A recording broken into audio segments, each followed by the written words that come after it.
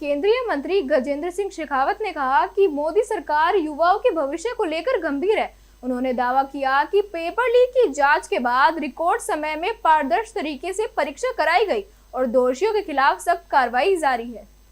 माननीय प्रधानमंत्री जी के लिए 2014 से लेकर के जो उन्होंने प्राथमिकताएं तय की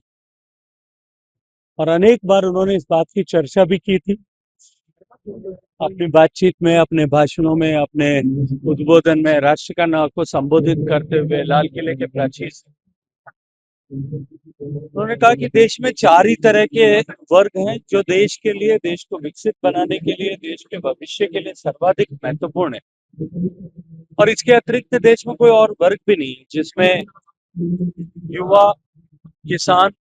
महिला और दलित, और इन चारों के हितों का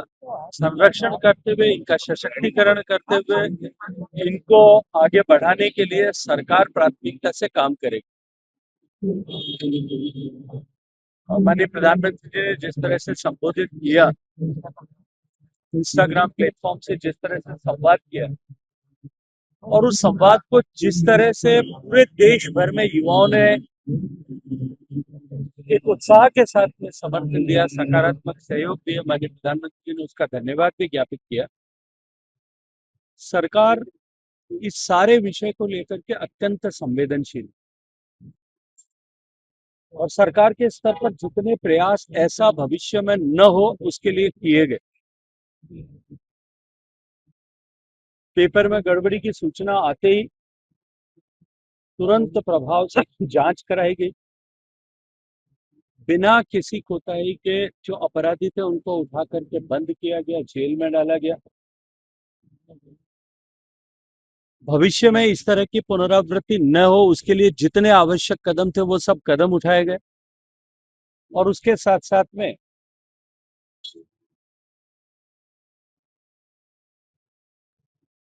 परीक्षार्थियों का 1 साल या समय बर्बाद न हो, क्योंकि 22 लाख लोगों की देश भर में जो परीक्षा होती है,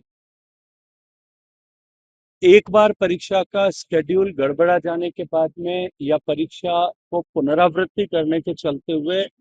कई महीनों का विलंब लग सकता था, क्योंकि इसकी तैयारी करने में अपने आप में लंबा समय लगता है। राज्यों के साथ में, राज्यों की सरकारों के साथ में, विभिन्न संस्थाओं के साथ में, विभिन्न एजेंसीज के साथ में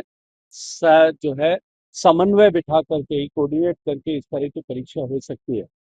लेकिन रिकॉर्ड समय में 2 महीने के अंदर अंदर न केवल परीक्षा को आयोजित किया गया, सरकार की पूरी शक्ति, संसाधन सब लगा करके आयोजित किया गया, ट्रांसपेरेंसी के साथ में आयोजित किया गया और उसका परिणाम भी दिया गया। इसी के साथ साथ में माननीय प्रधानमंत्री जी ने इस विषय से जुड़े हुए ऐसे सारे लोग जिनकी उदासीनता के, लापरवाही के चलते हुए ऐसा हो सकता था, उन सब 47 कर्मियों को बर्खास्त किया गया, शिक्षा सचिव का स्थानांतरण किया गया और आने वाले समय में आगे भी जो है ऐसे हर दोषी के खिलाफ में कार्रवाई और इसको सुनिश्चित किया गया। कुछ लोग अपनी राजनीतिक क्षुधा की प्राप्ति के लिए, पूर्ति के लिए युवाओं के कंधों पर चढ़ करके अपने राजनीतिक भविष्य के सपने को तराशने के प्रयास कर,